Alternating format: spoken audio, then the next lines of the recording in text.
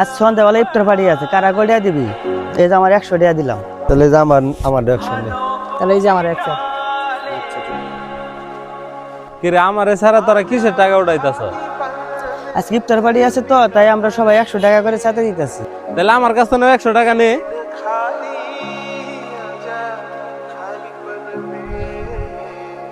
আর আলামিন তুই একটু এদিক শুনে যা।